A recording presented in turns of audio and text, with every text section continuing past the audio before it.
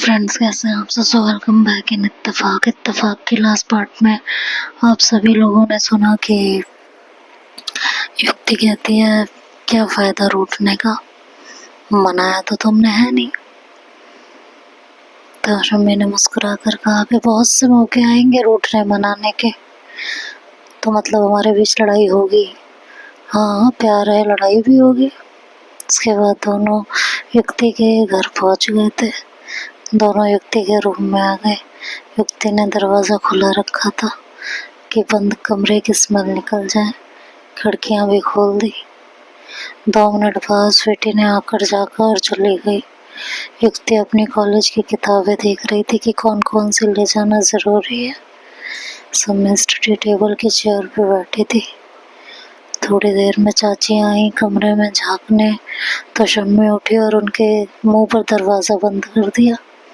युक्ति को लगा कि अब चाची शुरू हो जाएंगी, पर कुछ नहीं हुआ। चाची के मुंह से एक भी शब्द नहीं निकला।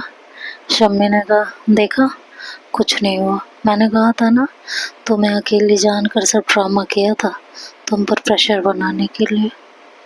युक्ति ने कहा, तो कब तक रुकना है यहाँ, जब तक सांची और मयंक आ नहीं जाते। युक्ति ने बेड पर से सारी फालतू चीज़ें हटाई, बेडशीट चेंज की और शम्मी से बोली, चेयर पर कंफर्टेबल नहीं होगी, यहाँ आ जाओ, लेटना हो तो लेट जाओ। शम्मी आकर सिरहाने की टेक लगाकर औंधी लेट गई। युक्ति सामान यहाँ से वहाँ इधर से उधर रख रही थी। उस दिन तो जल्दी जल्दी रूम से निकल आई थी, तो सामान नहीं रख पाई थी। सोचा इसे जरा सेट कर दूँ। शम्मी उसे काम करते हुए देख के बोली, मैं कुछ हेल्प करूं? लगता है काम कुछ ज़्यादा ही है। युक्ति ने कहा, नहीं, ज़्यादा कुछ नहीं है, बस सामान समेट रही हूँ जो इधर उधर बिखरा हुआ है, बाकी ऐसा कोई खास काम नहीं है। शम्मी ने कहा, मुझे तुमसे कुछ बात करनी है, एक्चुअली डिस्कस करना है, कुछ बताना है। युक्ति ने कहा, क्या? काम खत्म करके यहाँ मेरे पास आकर बैठो, फिर बताती हूँ, बस 2 मिनट। युक्ति ने सामान हाथ में लिया था, उठाकर अलमारी में रखा और आकर शम्मी के पास बैठ गई। बताओ। युक्ति, वो मैं इंडिया से शिफ्ट होने की सोच रही हूँ। युक्ति ने हैरानी से कहा, क्यों? कहाँ? इंग्लैंड। अब मैं यहाँ रहना नहीं चाहती। दूसरे मेरे वहाँ कुछ दोस्त हैं, मुझे वहाँ शिफ्ट होने और काम मिलने में खास दिक्कत नहीं होगी इसलिए, पर काम तो यहाँ भी मिल जाएगा।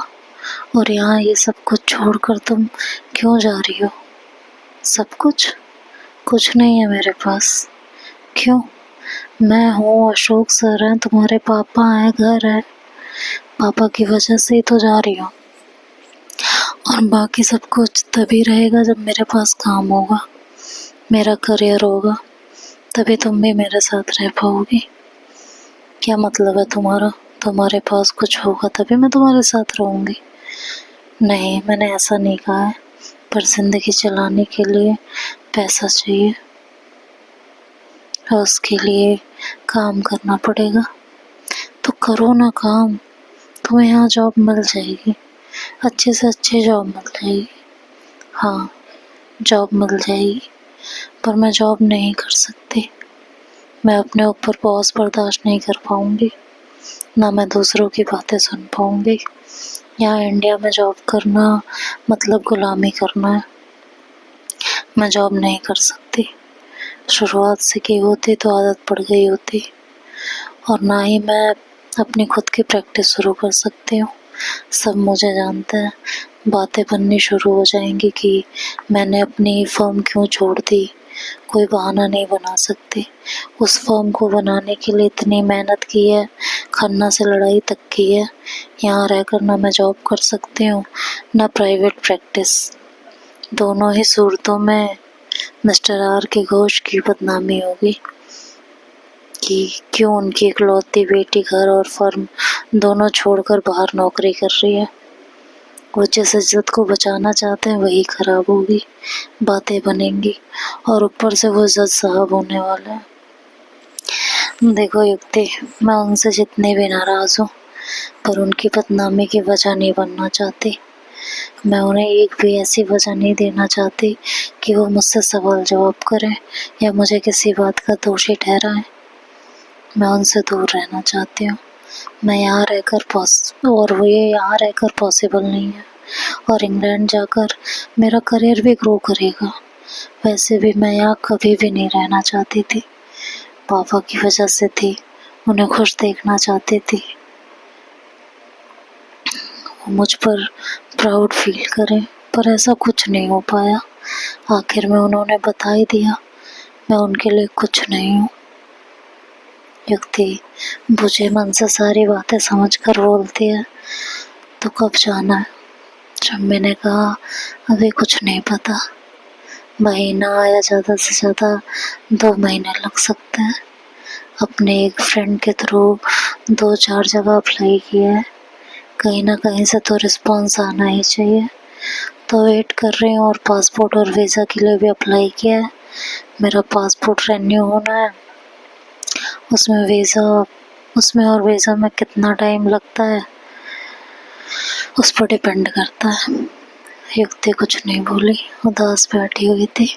उसका उतरा चेहरा देख शम्मी ने उसका हाथ थामते हुए पूछा, क्या हुआ, नाराज हो? मैंने पहले नहीं बताया। नहीं, तो फिर?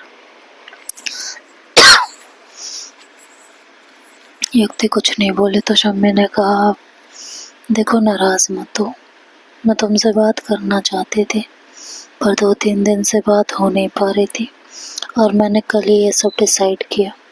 तुम्हें पता है, कल मैं एक जगह जॉब इंटरव्यू के लिए गई थी। वहाँ रिसेप्शन पर जो लड़की थी मुझे पहचानती थी।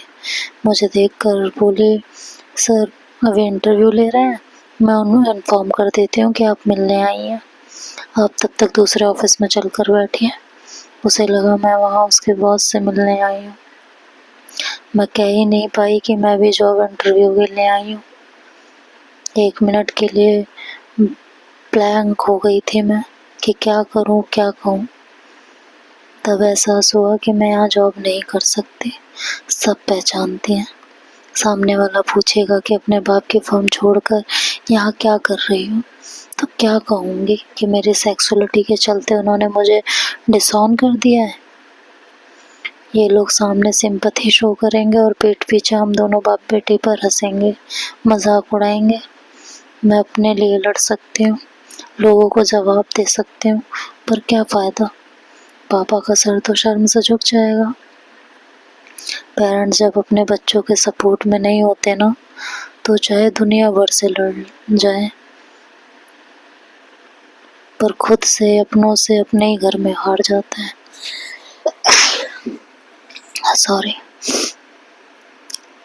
दोनों के बीच इतनी बातें बोलने के बाद शम्मी और युक्ति के बीच कुछ देर खामोशी रही।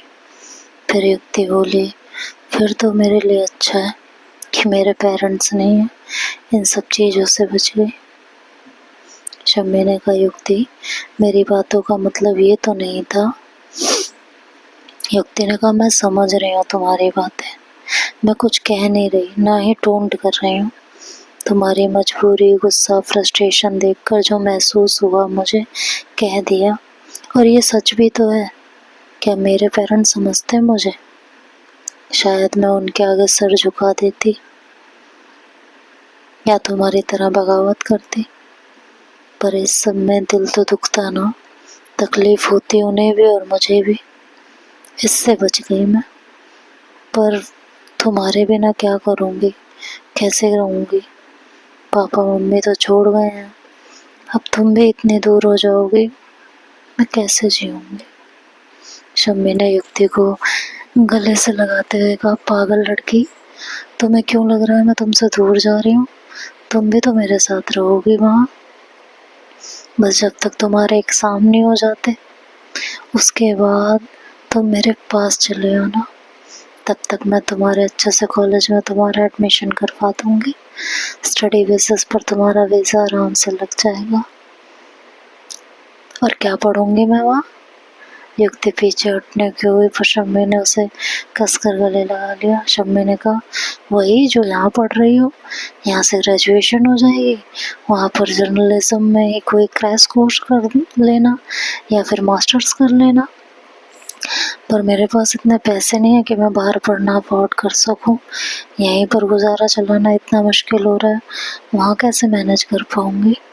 शम्मी ने उसे थोड़ा पीछा किया और उसका चेहरा उठाते हुए बोली, तुम टेंशन क्यों ले रही हो, मैं हूं ना, मैं तुम्हें स्पॉन्सर करूंगी। और जब तुम वहाँ आ जाओगे तो जैसे यहाँ पार्ट टाइम जॉब करती हो वैसे ही वहाँ करोगी। बाकी वहाँ मैं पहले से ही होंगी, मेरे साथ रहोगी और कुछ भी किसी भी चीज़ का इंतज़ाम करने की ज़रूरत ही नहीं होगी। और हो सकता है तुम्हें स्कॉलरशिप मिल जाए। मैं यहाँ नहीं रहूँगी तो एक तरह से अच्छा रहेगा ना, तुम अपना सारा फोकस स्टडी पे रखोगे और मेरे जाने के बाद मन लगा कर पढ़ना। यहाँ इस फ्लैट में रहना और प्रेस जाने की भी ज़रूरत नहीं, तुम्हारा ध्यान बटेगा, अच्छी नींद लेना और खूब पढ़ना। युक्ति ने कहा, प्रेस नहीं जाऊँगी तो खर्चा कैसे चलेगा, लास्ट सेमेस्टर की फीस भी देनी है। तुम टेंशन मत लो, मैं मैनेज कर लूँगी। अपनी सारी पढ़ाई मैंने पार्ट टाइम जॉब करके ही की है और अच्छे मार्क्स लाई हूँ। शम्मी ने कहा, नहीं, तुम्हें जॉब करने की ज़रूरत नहीं है, मैं सारा इंतज़ाम करके जाऊँगी। तुम्हें बस अपना ध्यान रखना है, पढ़ना है और खाली वक्त में मुझसे फ़ोन या वीडियो कॉल पर बातें करनी है, वरना ये वक्त कैसे कटेगा। मैं वहाँ तड़पूँगी, तुम यहाँ तड़पोगी, तुम जॉब करोगी तो हम बात कब करेंगे। युक्ति ने कहा, तड़पूँगी तो बस मैं, तुम्हें कहाँ तड़पोगी, प्यार तो करती नहीं हो तुम, बस मैं करती हूँ तुमसे। अभी भी तुम्हें लगता है कि मैं तुमसे प्यार नहीं करती, तुमसे बिना प्यार के ये सारी प्लानिंग बना रही हूँ। मैं क्या जानूँ तुम ये सब क्यों कर रही हो, तुमने कभी कहा ही नहीं, कभी बताया ही नहीं, तो मुझे कैसे पता चलेगा। कहना ज़रूरी है, तुम्हारे लिए मेरी फिक्र, मेरा कंसर्न ये प्यार नहीं है। मैं तुम्हारे घर में हूँ, तुम मेरी बाहों में हो, तो बिना प्यार के हमारे बीच वो जो सब हुआ है वो बिना प्यार के हो गया। वो तो इसलिए हुआ कि मैं प्यार करती हूँ और तुम्हें तो वन नाइट स्टैंड की आदत है ना। वन नाइट स्टैंड होता ना तो पहली रात में ख़त्म हो जाता, मैं यहाँ तुम्हारे साथ ना होती। इडियट, मेरी आंखों में भी तुम्हें अपने लिए प्यार नहीं दिखता। प्यार दिखाना जताना अपनी जगह ठीक है, पर सुनना कहना अपनी जगह है, वो एक अलग ही फीलिंग होती है शम्मी, महसूस करना चाहती हूँ मैं। अब तक बस सुना है। सब कहते हैं कि जब कोई प्यार का इजहार करता है, बताता है कि सामने वाले से कितना प्यार करता है, तो दिल में खुशियों का समंदर और अरमान अंगड़ाइयाँ लेने लगते हैं, दिल जोरों से धड़क उठता है, एक सुकून मिलता है, अपने ऊपर गुरूर होने लगता है, पैरों के नीचे आसमान आ जाता है। युक्ति शम्मी की आंखों में देखकर धीमे धीमे कह रही थी। युक्ति चुप हुई तो शम्मी ने एक पल देर नहीं लगाई, उसके होठों को नजदीक अपने होठ ले जाकर धीरे से बुदबुदाई, युक्ति तुम मेरी जान हो, लगा नहीं था तुमसे इतना प्यार करने लगूंगी, पर करने लगी हूँ। उसके कानों के पास जाकर कहा, तुमसे बहुत बहुत बहुत प्यार करती हूँ, इतना कि तुम मेरी सांसों में उतर आई हो और तुम्हारे बिना अपनी लाइफ इमेजिन भी नहीं कर पाती। इसलिए जब इंग्लैंड जाने का मन बनाया तो तुम भी इमेजिनेशन में थी।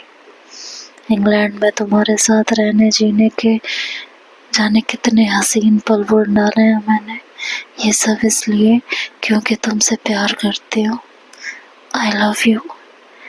ये कहकर शम्मी ने उसके होठ चूम लिए, उसे कसकर अपने साथ सटा लिया। युक्ति ने भी उसे अपनी बाहों में कस लिया और उसकी किस का जवाब देने लगी। दोनों एक दूसरे में डूबने लगे। शुरुआत में चुम्बन धीरा था, पर शम्मी बड़ी व्यग्रता से किस कर रही थी तो युक्ति को सांस लेने में परेशानी होने लगी। शम्मी ने अपने होठ उसके होठों से हटा लिए, पर वो रुकी नहीं। युक्ति के गालों को चूमते हुए होठ गर्दन पर आकर ठहर गए थे। गर्दन पर शम्मी थोड़ी धीमी हुई। युक्ति की गर्दन पर दाएं बाएं और चिन के नीचे चूमते हुए शम्मी ने युक्ति को अपनी तरफ खींचा। उसके पैर उठाकर अपने गोद में रखे तो युक्ति को समझ आया कि शम्मी उसे गोद में बैठाना चाहती है, तो उसने पैर सरकाए और उचककर शम्मी की गोद में बैठ गई। शम्मी उसकी गर्दन से फिर ऊपर बढ़ी तो युक्ति ने अपने होठ उसके होठों पे रख दिए। धीरे धीरे होठों को होठों से सहलाती, फिर होठों पर एक छोटा सा चुम्बन देती। शम्मी का दायां गाल चूमते हुए बड़ी और ईयरलॉब को अपने होठों में ले लिया, हल्के से काट लिया। फिर बाएं गाल को चूमते हुए बाएं कान पर हल्के से बाइट दी। शम्मी बिल्कुल शांत थी।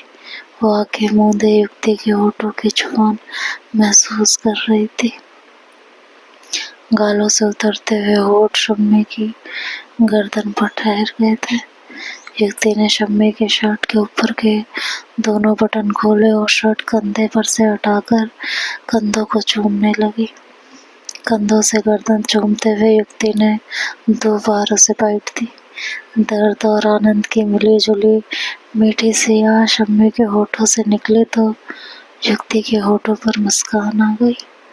शम्मी ने देखा तो बोली, मजा आ रहा है ना, ले लो, पर ध्यान रखना मेरी भी बारी आएगी, रोने ना लगा।